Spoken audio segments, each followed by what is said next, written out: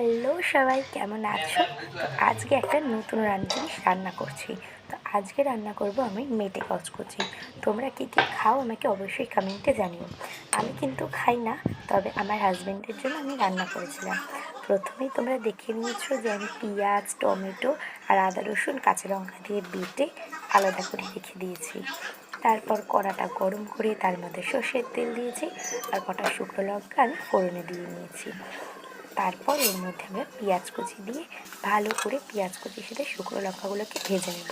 এই যে দেখো, পেঁয়াজ কুচি আর শুকনো লঙ্কাগুলোকে আমি ভেজে নিচ্ছি।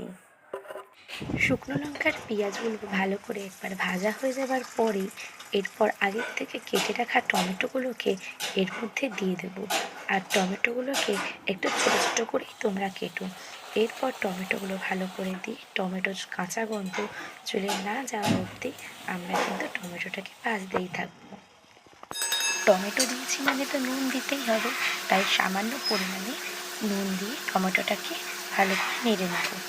এরপর টমেটো দিয়ে নুনটাকে ভালো করে মিশিয়ে নেওয়ার পরে দিয়ে দেবো আগের থেকে পেস্ট করে রাখা কাঁচা লঙ্কা আদা রসুনের পেস্টটা, সেটাকে দিয়েও ভালো করে নাড়িয়ে নেব।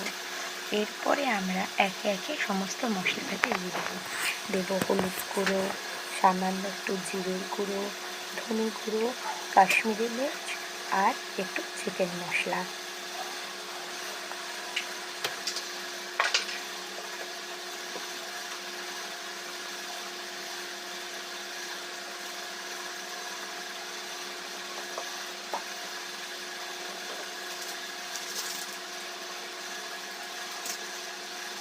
এই কাশ্মীরি মির্চ দেওয়ার জন্য কিন্তু রান্নায় ঝালের পরিমাণ বাড়ে না, এটা শুধুমাত্র রঙের জন্যই রান্নাতে দেওয়া হয়।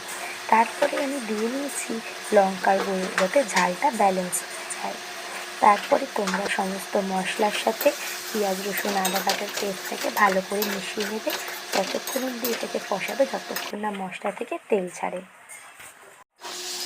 সমস্ত মশলাটাকে ভালো করে মিশিয়ে নেওয়ার পর মশলাটা কষে গিয়ে যখন এইরকমভাবে তেল ছেড়ে দেবে, তখন তোমরা দিয়ে দেবে আগের থেকে ধুয়ে রাখা মেটে কচকচিটা, যাতে মশলার সাথে সেটাও ভালো করে মিশিয়ে নেওয়া যায়।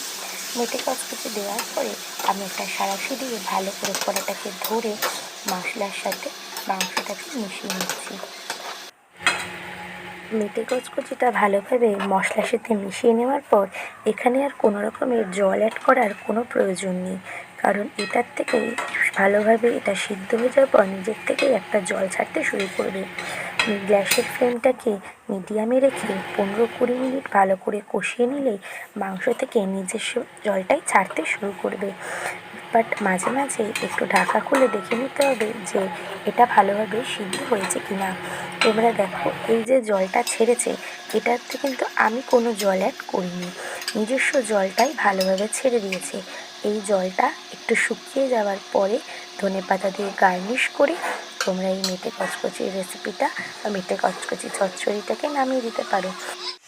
রান্না কমপ্লিট হয়ে যাওয়ার পর বাটিতে এটাকে সার্ভ করে নেবে আর চেরা কাঁচা লঙ্কা দিয়ে গার্নিশ করে তোমরা এটাকে সার্ভ করবে টেবিলে। আমার রেসিপিটা ভালো লাগলে লাইক কমেন্ট শেয়ার আর চ্যানেলটা সাবস্ক্রাইব করতে ভুলো না। চলো বাই।